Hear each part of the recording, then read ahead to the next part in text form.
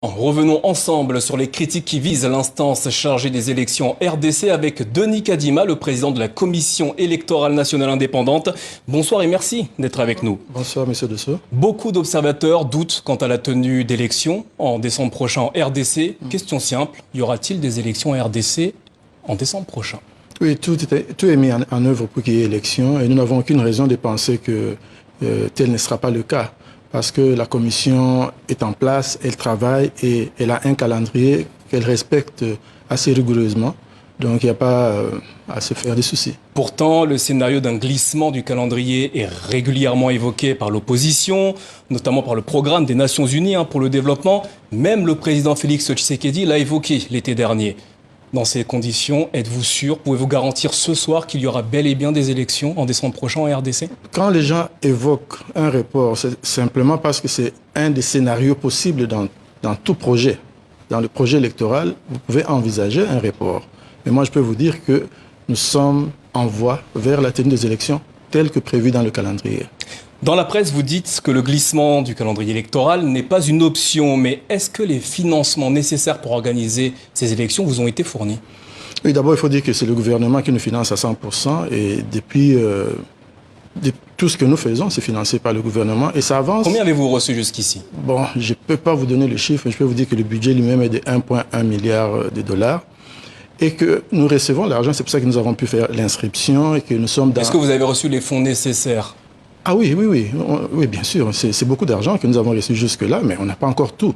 Et on ne nous a jamais donné du coup. Vous dites que vous n'avez pas encore tout, les élections non, dans un peu moins d'un mois et demi. L'argent vient. Vous n'êtes pas inquiet? Non, je ne suis pas inquiet. L'argent vient progressivement selon les moyens de l'État. Nous n'allons pas lui demander ce qu'il n'a pas. Donc, mais sinon, les choses évoluent bien. Les ressources viennent et nous sommes certains que d'ici là, nous ne serons plus dans le besoin. Donc comment allez-vous organiser ce scrutin, ces élections dans les provinces ou les territoires en proie aux violences des groupes armés? Oui, là, nous sommes en discussion avec le ministère de l'Intérieur, le gouverneur de la province du Nord Kivu. Et nous avons même envoyé, ce jour même, nous avons envoyé une équipe pour faire une évaluation. Nous comptons déployer justement une équipe pour enrôler les Congolais le moment venu, dès que nous sommes sûrs que la paix est revenue. Alors j'insiste, les élections sont au mois de décembre, dans un peu moins d'un mois. Est-ce que c'est pas un peu trop court pour enrôler les Congolais dans ces parties du pays? Bon, écoutez, il y a plusieurs scénarios qui peuvent intervenir. Soit nous avançons et ils nous rejoignent plus tard, sinon on les attend, mais on verra. Quand vous dites vous les attendez, c'est-à-dire? Les attendre, ça signifie on organise les scrutins, mais en tenant compte du délai. Donc des Congolais auront possiblement la possibilité de voter après la date des élections? C'est une possibilité, mais là, ça ne sera pas pour la présidentielle. Et quel sera le poids de leur vote dans ce cas-là? Bon, nous avons 44 millions d'électeurs. De ce côté-là, il y a à peu près 1,5 million, à peu près.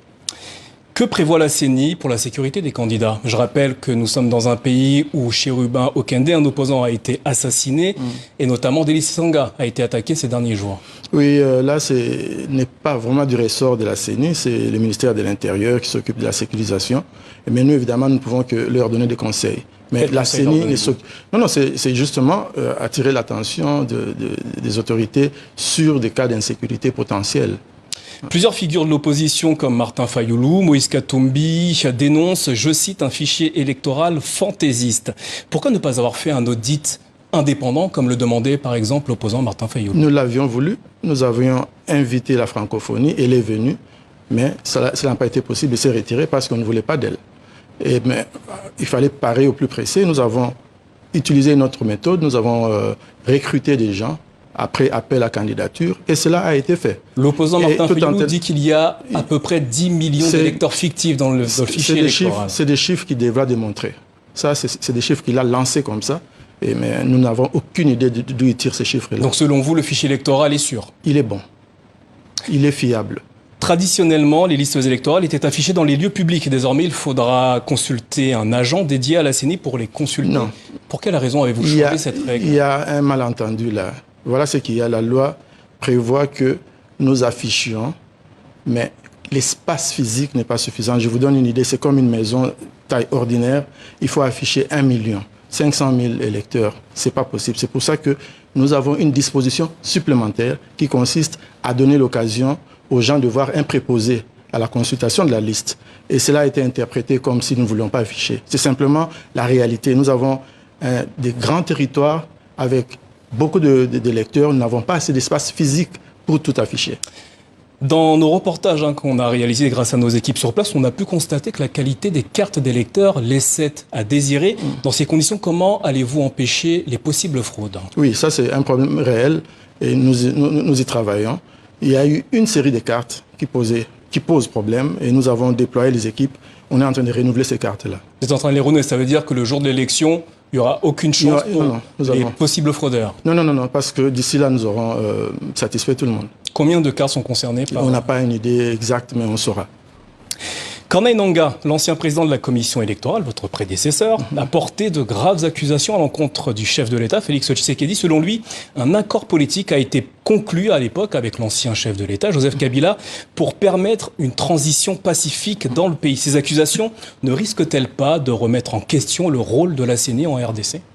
Bon, écoutez, ça c'est une question qu'il faut lui poser à lui. Parce qu'en ce qui me concerne, je pense que je peux comprendre que quand aucun parti n'a la majorité absolue au Parlement, qui se mette d'accord.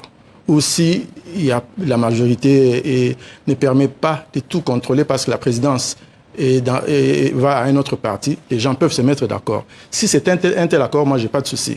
Mais si c'est un accord pour frauder, là, ça serait un problème. Et moi, je ne sais pas trop bien ce qu'il a dit parce que je n'ai jamais compris. Alors, il parle notamment de l'intervention de pays extérieurs. Oui, je n'en sais rien. Ça, c'est une question qu'il faut lui poser. Votre nomination a fait l'objet de vives critiques de la part de l'Église catholique ou encore protestante, également de l'opposition. Que fera la CENI à l'issue de ces scrutins si ces deux partis remettent en question les résultats du vote? D'abord, il faut dire que ma candidature a été rejetée par ces deux confessions religieuses parce qu'ils avaient leur propre candidat. Nous avons un système de sélection du président qui est assez bizarre, où c'est lui qui est à la table pour choisir la personne qui va présider la CENI à son propre candidat. Et vous ne pouvez pas vous imaginer qu'une telle personne va aller là-bas avec toute l'objectivité voulue. Donc c'est ça le problème qui s'était posé. Certains opposants estiment, parce que vous êtes originaire de la région du Kasaï, que vous êtes proche du président Félix Tshisekedi. Que leur répondez-vous? C'est des préjugés. Denis Kadima, merci d'avoir répondu à nos questions ce soir au sujet du scrutin et du processus électoral en cours en RDC. Pour rappel, le vote est prévu le 20 décembre prochain. Merci à vous. Merci infiniment.